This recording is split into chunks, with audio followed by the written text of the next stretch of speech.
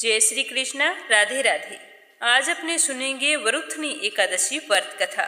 साल 2024 में वैशाख माह के कृष्ण पक्ष में आने वाली एकादशी का व्रत 4 मई शनिवार के दिन रखा जाएगा। तो कथा शुरू करने से पहले कमेंट बॉक्स में लक्ष्मीपति नारायण की जय हो अवश्य लिखना।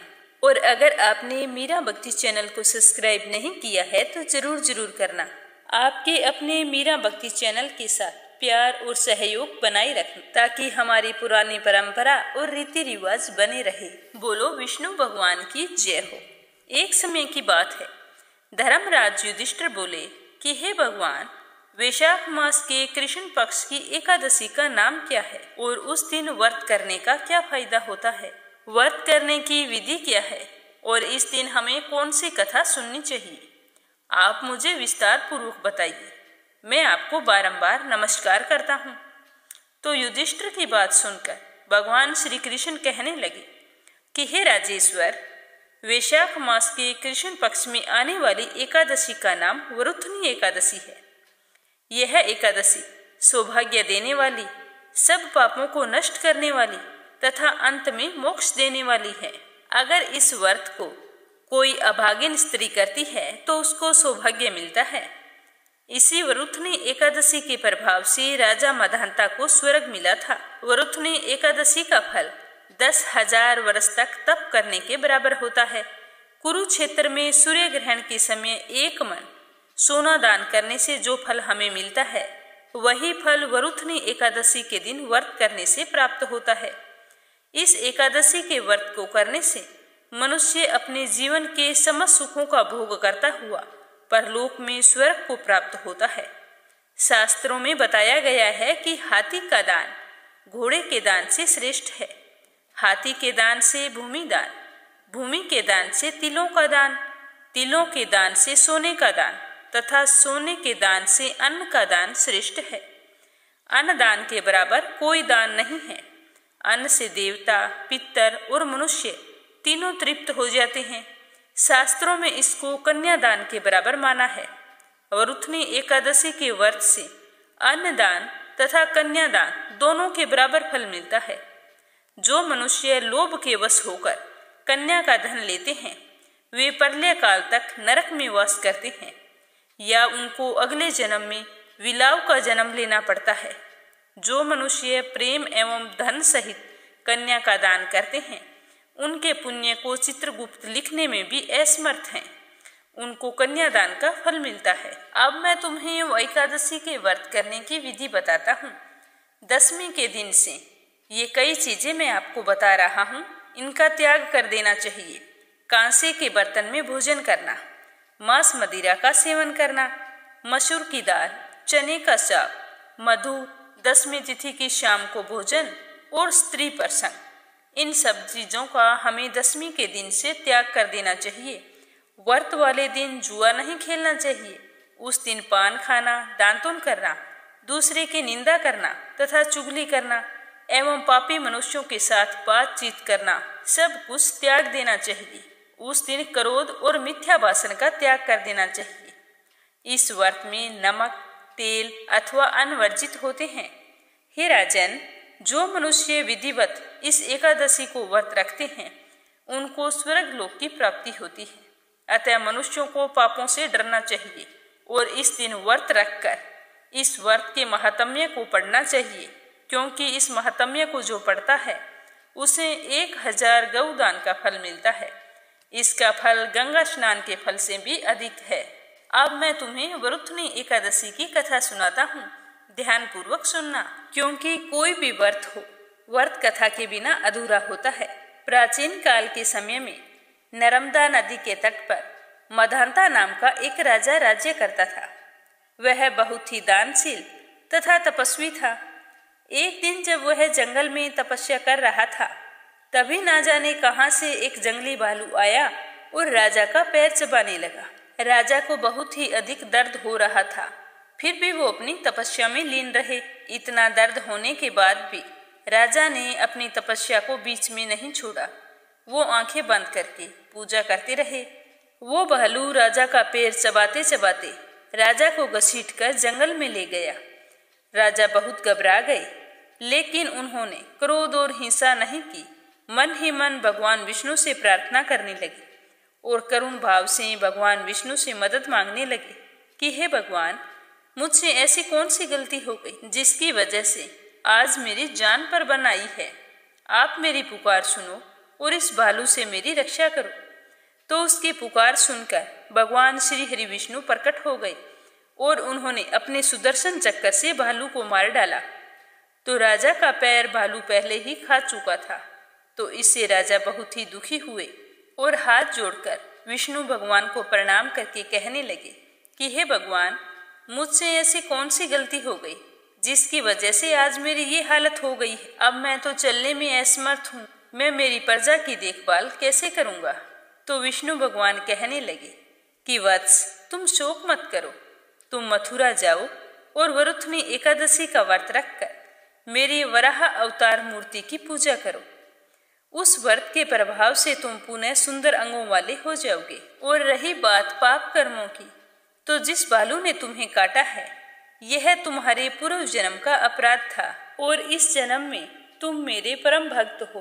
तो तुम्हारी भक्ति से मैं बहुत ही प्रसन्न हूँ और तुम्हें आशीर्वाद देता हूँ कि तुम अपने इस जन्म में समस्त सुखों का भोग करोगे और अंत में तुम्हें वैकुंठ धाम की प्राप्ति होगी। यह कहकर विष्णु भगवान अंतर्ध्यान हो गए। तो भगवान की आज्ञा मानकर राजा मदहंता जैसे तैसे मथुरा जा पहुँचे, क्योंकि उनकी एक ही पैर था, जाने में बहुत ही कठिनाई हो रही थी। फिर भी उन्होंने मथुरा जाकर श्रद्धापूर्वक वरुथनी एकादशी का व्रत किया। तो इस व्रत के प्रभाव से राजा फिर से सुंदर अंगों वाले हो गए। तो राजा को यह देखकर बहुत ही खुशी हुई और वो अपने राज्य लौट आए। आकर सभी नगरवासियों को वरुथनी एकादशी व्रत के बारे में बताया। तभी से सारे नगरवासी वरुथनी एकादशी का व्रत करने लगे, जिसकी वजह से राजा की नगरी सुखी और संपन्न हो गई। राजा अपने जीवन के समस्त सुखों का भोग करते हुए अंत में स्वर्ग को प्राप्त हुए। कहा जाता है कि तभी से इस व्रत को रखने की परंपरा चली आ रही है। जो भी व्यक्ति भय से पीड़ित है, उसे वरुथनी एकादशी का व्रत रखकर भगवान विष्णु के वराह अवतार की पूजा करनी चाहिए। तो व्रत के प्रभाव से उसका भय दूर होता है और हर कार्य में सफलता मिलती है। इस व्रत को करने से अंत में मोक्ष की प्राप्ति होती है। जो भी व्यक्ति एकादशी का व्रत रखकर उसके सभी नियमों का पालन करते हैं, उसे कभी भी परेशानियों का सामना नहीं करना पड़ता और जीवन में आने वाले सभी कष्टों से मुक्ति मिल जाती है। अगली कहानी ग्यारस माता की। ग्यारस माता की जय हो। एक समय की बात है, एक बूढ़ी अम्मा रहती थी। उसके घर में उसके बेटे, बहू, पोते और पोतियां, किसी चीज की कोई कमी नहीं थी। फिर भी वो एक बार एकादशी का व्रत रखने के लिए जिद करने लगी। घर वालों ने उसे खूब समझाया कि अम्मा, अब आपकी उम्र हो चली है, आप एकादशी जैसा कठिन व्रत मत कीजिए। अब आपको क्या जरूरत है व्रत करने की। तो वो बूढ़ी माई बोली, नहीं, मैं तो एकादशी का व्रत जरूर करूंगी। मैं अपने बेटे, बहुओं, पुत्र पोत्रों आदि की सुख सुविधा के लिए व्रत रखना चाहती हूँ। मैं चाहती हूँ कि मेरे बच्चों को किसी भी तरह की कोई तकलीफ ना हो, हमारा घर धन धान्य से परिपूर्ण हो। तो इस तरह कहकर वह बूढ़ी अम्मा एकादशी का दिन आया तो व्रत रख लिया। सुबह सवेरे जल्दी उठकर स्नान किया और उसके बाद में घर के मंदिर में श्री हरि विष्णु के समक्ष घी का दीपक जलाकर एक जल से भरा हुआ कलश रखकर श्री हरि विष्णु के चरणों का ध्यान करते हुए उसने अच्छी तरह से व्रत कथा सुनी और ओम नमो भगवते वासुदेवाय मंत्र का जाप भी किया। उसके बाद में अपने बच्चों के मंगल जीवन की कामना करते हुए सूर्य भगवान को अर्घ्य दिया। फिर पूरा दिन पूजा पाठ करती रही। पंडित जी के घर पर मिट्टी के पात्र को जल से भरकर और ऋतु फल दान में दिया। उन दिनों बहुत ही ज्यादा गर्मी थी। गर्मी के कारण बूढ़ी अम्मा को बहुत ही बेचैनी हो रही थी। तो बूढ़ी अम्मा सोच रही थी कि क्या पता मैं इस व्रत को रख भी पाऊंगी या नहीं, लेकिन आज का ये व्रत तो मैं बीच में नहीं छोड़ने वाली। तो इस तरह बूढ़ी अम्मा भूख प्यास से परेशान बार बार पानी से कुल्ला करती, मुंह धोती तो थोड़ी देर के लिए राहत महसूस होती फिर वही हालत हो जाती तो बूढ़ी अम्मा कुछ देर तक तो तालाब में पानी में ही बैठी रही, लेकिन बाहर निकलते फिर उसका बार बार मुंह सूखने लगा। बूढ़ी अम्मा बहुत ही परेशान हो रही थी। एक तरफ तो उसका बुढ़ापा और दूसरी तरफ वो भयंकर गर्मी। जैसे तैसे करके बूढ़ी अम्मा ने दिन तो काट लिया, पर अब सामने पहाड़ जैसी रात थी। उसका कटना बड़ा ही कठिन दिखाई दे रहा था। खटिया पर पड़ी बूढ़ी माई बार बार करवट बदल रही थी। कभी खड़ी होती, बाहर जाती, कभी अंदर आ जाती, पर कहीं भी उसे शांति महसूस नहीं हो रही थी। वो वापस खटिया पर आकर बैठ गई और एकादशी माता का स्मरण करती रही। कहने लगी कि हे माता जी, आज तो आप ही मेरी लाज रखिए। आप मुझे शक्ति दीजिए जिससे मैं भली भांति आपका व्रत पूर्ण कर सकूं और ये पहाड़ सी रात शांतिपूर्वक व्यतीत कर सकूं। प्यास के कारण बूढ़ी माँ की बेचैनी बहुत ही बढ़ रही थी। उसने बहुत ही धैर्य रखने की कोशिश की, चुपचाप बैठी रही, पर फिर भी प्यास बूढ़ी माई से सहन नहीं हुई। उसकी सहनशीलता की सीमा टूट गई और वे घबराकर एकदम से चिल्ला पड़ी और जोर जोर से कहने लगी कि बचाओ बचाओ बचाओ। तो अम्मा का चिल्लाना सुनकर उसके परिवार के सारे सदस्य वहां पर एकत्रित हो गए। अड़ोसी पड़ोसी भी वहां पर आ गए और बूढ़ी अम्मा की खटिया के चारों ओर खड़े होकर कहने लगे कि अम्मा जी, आपको क्या हो गया? आप इस तरह से क्यों चिल्ला रही हैं? तो बूढ़ी अम्मा की बहू ने कहा कि आपको पता है, हमारी अम्मा जी ने आज एकादशी का व्रत रखा है। हम सब ने मना किया था। इतनी उम्र के अंदर व्रत रखने की क्या जरूरत है?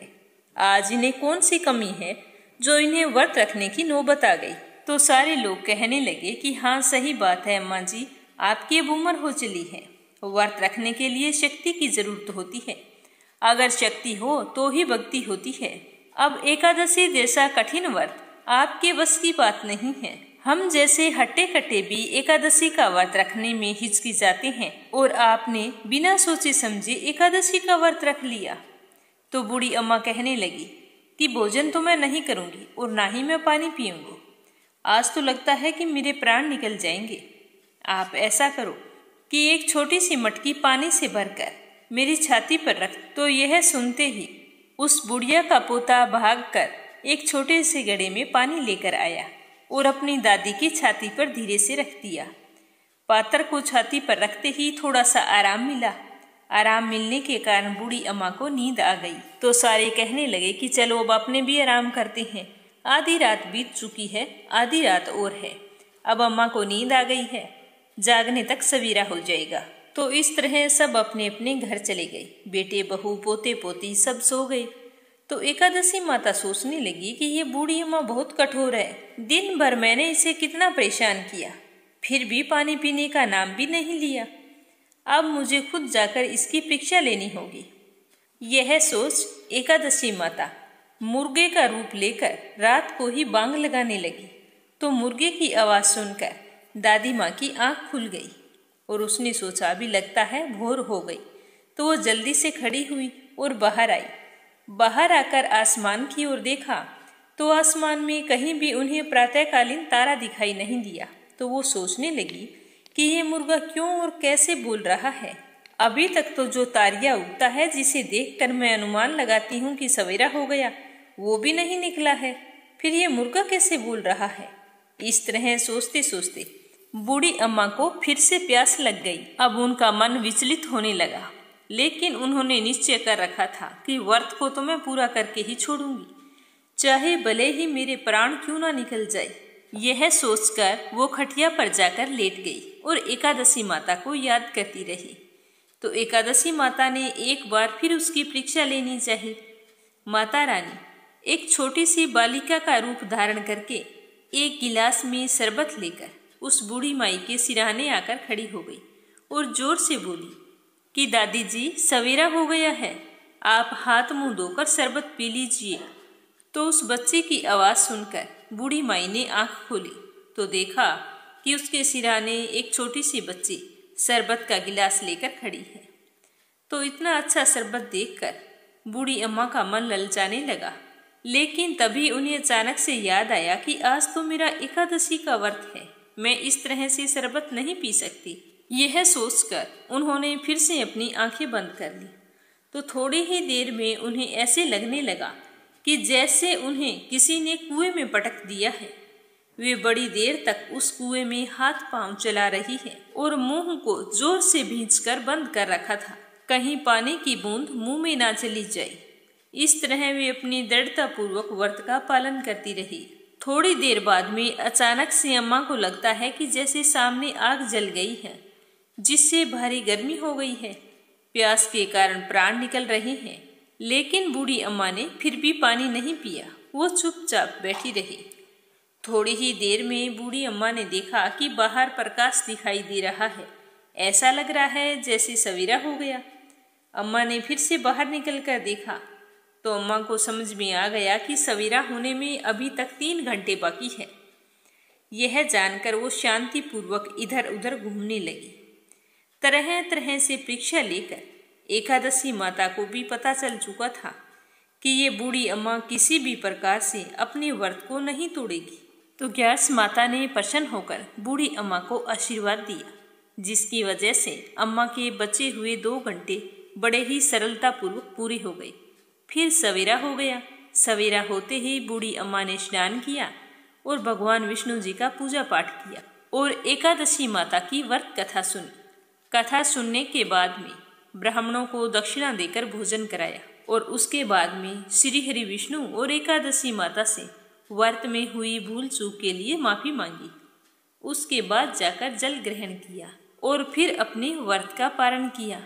तो अम्मा को एकादशी माता के उस श्रेष्ठ व्रत का इतना पुण्य फल प्राप्त हुआ कि बूढ़ी अम्मा की आयु में वृद्धि हो गई और उसका घर परिवार हरा भरा हो गया। घर में अब कोई भी अभाव नहीं था। वो धन धान्य से परिपूर्ण थे और उनका घर हर तरह के सुख साधनों से संपन्न हो गया। फिर वो इस लोक के सारे सुखों का भोग करती हुई अंत में विष्णु धाम को गई। हे एकादशी माता, जैसा फल आपने बुढ़िया को दिया वैसा सबको देना। जो भी ग्यारस का व्रत रखकर आपकी ये कथा सुने उसकी सारी मनोकामनाएं पूर्ण करना। बोलो विष्णु भगवान की जय हो। एक गांव में एक बुढ़िया रहती थी। उसके एक बेटा और एक बहू थी और एक छोटी सी पोती भी थी। पोती अपनी दादी के लिए खूब लाडली थी। दादी हमेशा उसे अपने साथ रखती थी। उसकी दादी खूब धार्मिक विचारों वाली महिला थी। उसे 12 मासी सारी कथाओं का ज्ञान था। पूरे गांव की औरतें उस बुढ़िया से कहानियां सुनने के लिए आया करती थी। तो उस बुढ़िया की पोती कभी कभी अपने माँ बाबूजी के साथ खेत चली जाती, पर ज्यादातर अपनी दादी के साथ ही बिताती थी। एक बार की बात है, बैसाख का महीना था। इस महीने में बांदरी की कहानी, पीपल सींचने की कहानी, राई दामोदर की, पोपाबाई की, धरती माता की, माता के नित्य-नेम की, धर्मराज जी की, गणेश भगवान की, अन्नपूर्णा माता की, कीड़ी नगरा की और बरकत की, इस तरह की अनेकों कहानियां हमारे हिंदू धर्म में सुननी जरूरी होती है। तो वो कहानियां सुनने के लिए गांव की सारी औरतें उस बुढ़िया के पास आया करती थी। एक बार बुढ़िया ने बरकत की कथा सुनाई तो पोती ने पूरे नियम से 7 दिन तक वह कथा सुनी। कथा के बाद जब 7 दिन पूरे हुए तो बुढ़िया ने अपने बरकत कथा का उद्यापन कर दिया और पोती को उद्यापन करवाना भूल गई। धीरे धीरे समय के साथ पोती जवान हो गई तो बुढ़िया ने अपने बेटे को बुलाया और कहा कि बेटा, जैसी सुंदर मेरी पोती है वैसा ही सुंदर वर देखकर और अच्छा घर देखकर इसका विवाह कर दो। तो बेटे ने कहा कि ठीक है माँ, जैसा आप चाहोगी वैसा ही घर वर मिलेगा। उसी दिन से उसने रिश्ते की तलाश शुरू कर दी और रिश्तेदारों में भी बोल दिया कि आपकी नज़र में मेरी बेटी के लिए कोई अच्छा सा रिश्ता हो तो बता देना। 2-3 महीनों बाद एक साहूकार के घर से उसकी बेटी के लिए रिश्ता आया। छोटा सा परिवार था, खूब धनवान थे। तो यह रिश्ता उसके माँ बाबूजी को और दादी को खूब पसंद आया। उनकी सगाई कर दी गई और विवाह भी तय कर दिया। बड़ी ही खुशी से उसका विवाह किया गया। विवाह के बाद जिस दिन विदा होकर वह अपने ससुराल गई तो हमारे हिंदू धर्म में जब भी बेटे की शादी होती है तो बहू के आने पर उस दिन देवी देवताओं के लिए कढ़ाई तैयार की जाती है। उसके अंदर हलवा या चावल बनाए जाते हैं और देवी देवताओं को भोग लगाकर परिवार के सदस्यों में बांटा जाता है। तो वो कढ़ाई तैयार की गई और जैसे ही सबको परोसा गया, आधे सदस्यों में बांटने पर ही वह खत्म हो गया। तो सारे लोगों को बहुत ही ज्यादा आश्चर्य हुआ। अब तो रोजाना साहूकार के घर जो भी खाना बनता वो बिल्कुल कम पड़ जाता, चाहे 1.25 सेर का बनाओ 5 सेर का बनाओ। जब तक उनकी बहू खाना खाती तब तक कुछ भी नहीं बचता था। तो ऐसा करते करते कई दिन बीत गए। एक दिन साहूकार के बेटे ने अपनी माँ से कहा कि माँ, ये बिल्कुल दुबली पतली होती जा रही है, इस मायके वाले हमें क्या कहेंगे कि आप इसे खाने के लिए कुछ देते हो या नहीं देते हो। तो उसकी माँ बोली कि बेटा मैं क्या बताऊं, जब से ये आई है तब से कुछ भी बना लूं, चाहे कितना भी बना लूं, वो बरकत नहीं करता। तो उसका बेटा बोला कि माँ, आज से तुम इसे ही बनाने दो, तुम मत बनाया करो।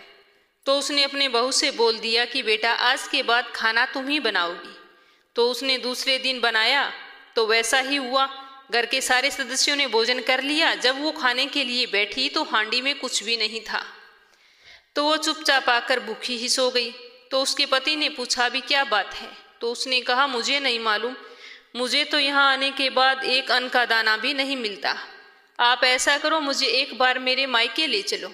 तो सुबह उसने अपनी माँ से कहा कि माँ, अगर तुम कहो तो इसे मैं मायके मिलवा लाता हूँ, पता नहीं क्या बात है, ऐसे कैसे दुबली पतली होती जा रही है। उसकी माँ ने कहा हाँ बेटा, खुशी से ले जा। तो जैसे ही उसे लेकर वो उसके मायके पहुंचा तो सारे घर वाले कहने लगे कि इसको क्या हो गया है, इतनी दुबली पतली कैसे हो गई है। जब वो अपनी दादी के पास बैठी तो उसकी दादी ने पूछा कि बेटा क्या बात है, देखने में तो बड़े सुखी संपन्न दिखाई देते हैं, तुम्हें कोई दुख तो नहीं है, मुझे बता क्या बात है। तो वो बोली दादी माँ, मैं आपसे क्या छुपाऊं और क्या बताऊं, मेरे जाने के बाद में वहाँ पर भोजन बिल्कुल भी बरकत नहीं करता है। पहले मेरी सास बनाती थी तो मुझे हांडी धोवन करके डाल देती थी वो पानी, अब मैं खुद बनाती हूँ तो हांडी में जो बची खुची खुरचन होती है वो भी नहीं बचती। अब मैं क्या खाऊं, इसीलिए मैं तुम्हारे पास आई हूँ कि दादी मेरे साथ ऐसा क्यों हो रहा है। तभी उसकी दादी को अचानक याद आया कि बेटा तेरी बरकत की बात से मुझे याद आया, कहीं तूने बरकत की बात का तुझे मैंने उद्यापन नहीं करवाया, उसी वजह से तो तुम्हारे साथ ये नहीं हो रहा। तो वह बोली दादी मुझे नहीं पता, आप ही इसका कोई उपाय करो। तो उसकी दादी ने दामाद से कहा कि बेटा आप 7 दिनों के लिए चले जाओ, फिर आकर मेरी पोती को ले जाना। तो दामाद अपने घर चला गया। फिर उसकी दादी ने गणेश जी, विष्णु भगवान की और कान्हा जी की फोटो रखकर गेहूं के दाने हाथ में लेकर पूरे विधि विधान से अपनी पोती को बरकत की कथा सुनाई।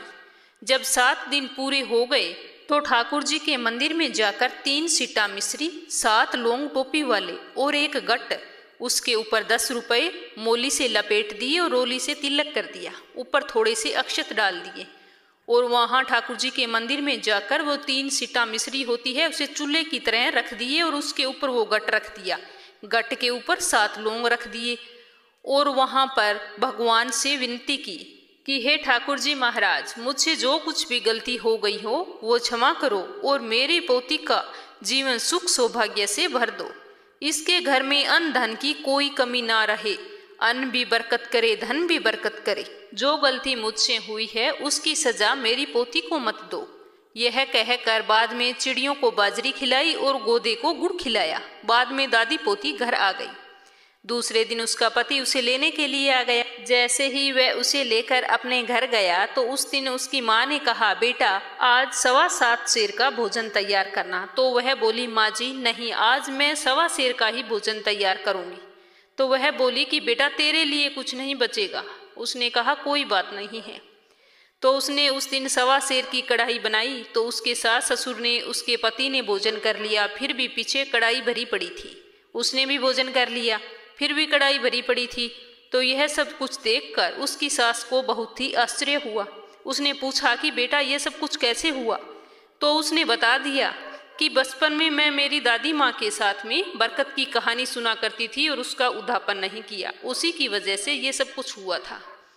तो यह जानकर उसकी सासू माँ बहुत ही प्रसन्न हुई और उसने कहा कि बेटा मुझे भी बरकत की कहानी सुनाओ। तो दूसरे दिन से उसने अपनी सास को 7 दिन पूरे विधि विधान से बरकत की कहानी सुनाई और बाद में उसका उद्यापन किया। तो इस तरह से उसके घर में धन धान्य की कोई कमी नहीं रही। कोई व्यापार किया, कोई भी काम किया तो उसमें खूब बरकत हुई। हे विष्णु भगवान, बरकत की कहानी सुनने वालों के घर अन्न धन से भरे रखना।